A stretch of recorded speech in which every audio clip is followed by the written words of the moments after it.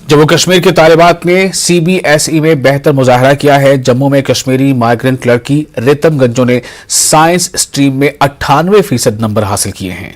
रितम की कामयाबी पर वालिदैन, रिश्तेदार और मोहल्ले के दोस्त जश्न मना रहे हैं। लोग रितम के रोशन मुस्तकबिल के लिए मुबारकबाद दे रहे हैं।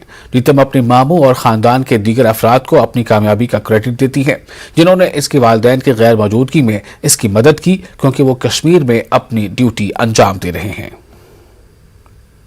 मैं टीचर्स को भी बहुत ज़्यादा थैंक यू बोलना चाहती हूँ। मेरे टीचर्स, आज तक के जितने भी टीचर्स रहे हैं मेरे ट्यूशन टीचर, मेरे स्कूल के टीचर्स, उन्हीं की वजह से मैं यहाँ पर अभी इस शो पे अपना इंटरव्यू दे रही हूँ, तो थैंक यू वेरी मच। और मैं फ्यूचर में एक सर्जन बनना चाहती हूँ एंड मैंने अभी अपना नीट का एग्ज़ाम भी दिया है, तो I want to be a surgeon. इसने मेहनत भी बहुत की है, लेकिन टर्म 1 में थोड़ा सा इसको गड़बड़ हुआ क्योंकि बहुत सीवियर कोविड हुआ था। उस वजह से ये बहुत ज़्यादा बीमार थी, तो भैया कहते थे कि भाई हमें तेरी पढ़ाई नहीं चाहिए, हमें तो बच्चा चाहिए, तो ज़्यादा स्ट्रेस नहीं दे पाई उस दिन पढ़ाई पे।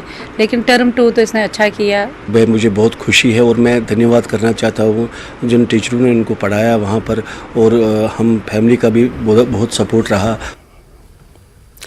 हीरानगर के छोटे से गांव टोकल में कशिश राजपूत ने सीबीएसई 12वीं इम्तिहान में 95% नंबरात लिए हैं, जिसके बाद कशिश को मुबारकबाद मिलने का सिलसिला जारी है। कशिश ने न्यूज़ 18 उर्दू से बात करते हुए अपनी कामयाबी का पूरा सेहरा अपने वालिदैन और स्कूल को दिया।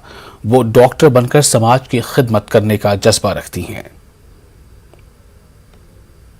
तो मुझे अभी बहुत खुशी हो रही है कि मैंने 95% आई हैं। सभी मेरी पूरी फैमिली बहुत खुश है।